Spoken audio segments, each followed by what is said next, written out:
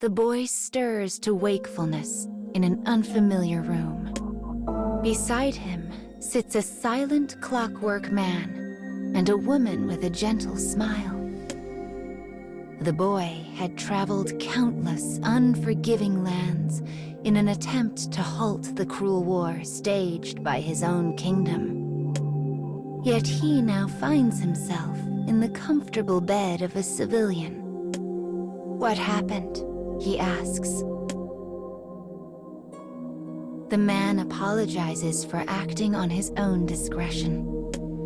He explains how the woman came to their aid when the boy fell victim to a mighty seizure.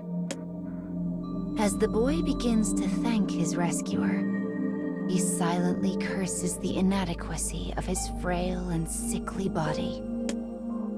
But irony rules the day, and he launches into a coughing fit before he can finish speaking. The woman gently lowers the hacking boy back onto the bed. Sleep comes to claim him once more. Perhaps this is because illness has worn him to the bone, or perhaps it is due to the radiant warmth of her hands. As he drifts away, he takes a moment to appreciate the brief moment of respite.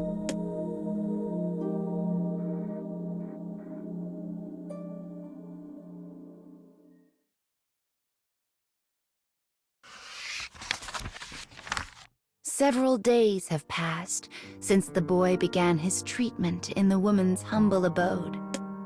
He occasionally hears commotion erupt outside. The townsfolk talk of nothing save the war. The fires of battle spread daily across the land, and they fear their town will soon be set to burn.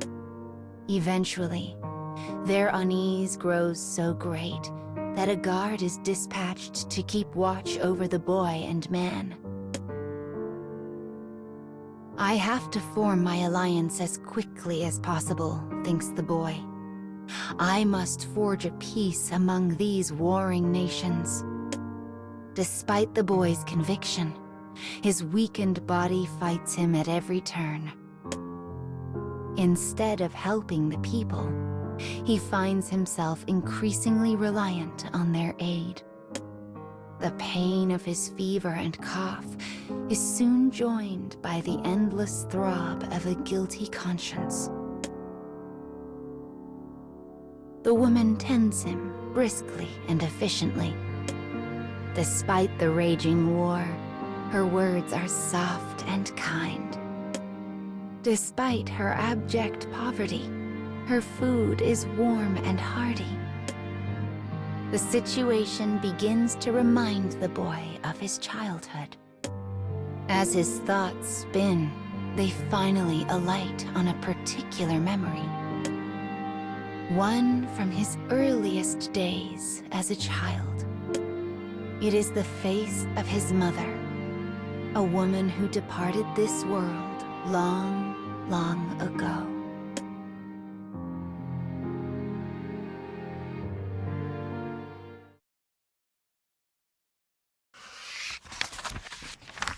Slowly but surely, the boy progresses in his recovery.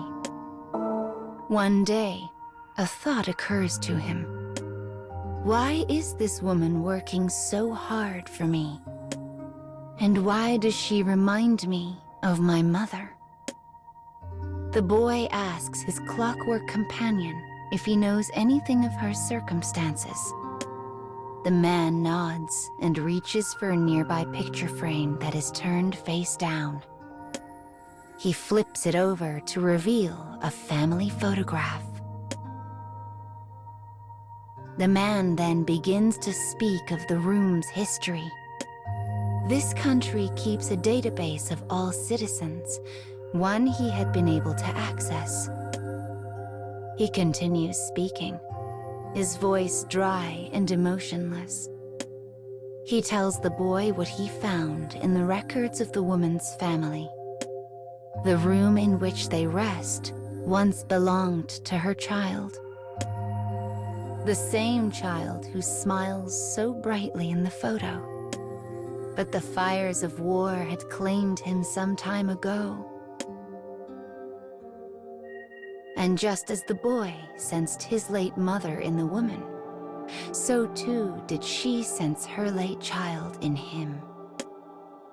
A time of respite, a woman's devotion, a veiled love. Pain shoots through the boy's heart, but it does not come from his illness.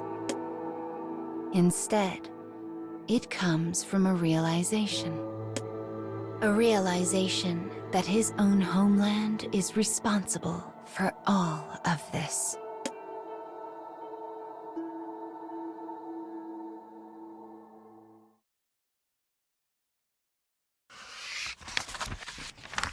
The woman's endless devotion stems from her conflating the boy with her own dead child.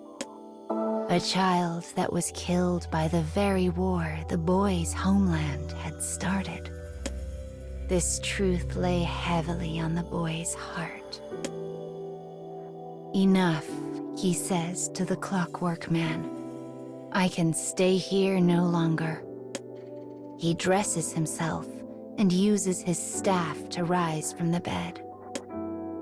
As the man reaches to steady the boy, the distant rumble of cannon fire rings out. It is the sound of lives being lost. The familiar footsteps of tragedy march ever closer. They threaten to engulf the house at any moment. The woman suddenly leaps from her bed and rushes to the pair, begging them not to leave. Let me go, says the boy. I am not your son. I am from the kingdom, and royal blood flows in my veins. Shock breaks out across the woman's face before slowly morphing into hatred. It's your fault, she growls. Your fault. My son is dead, and it's all your fault. She lets forth an agonized howl, the pain of a mother tormented by an immutable past. Yes, replies the boy. I am responsible. He bows his head deeply. He knows he is the target of her hatred, and he knows that it is earned. As they abandon the house, the boy's fever spikes, and the pain threatens to blot out his consciousness. But he continues stumbling on.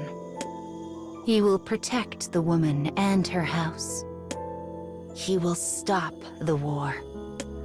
He will bear the burden of hate for as long as he must. That is why he walks on, and why he never looks back.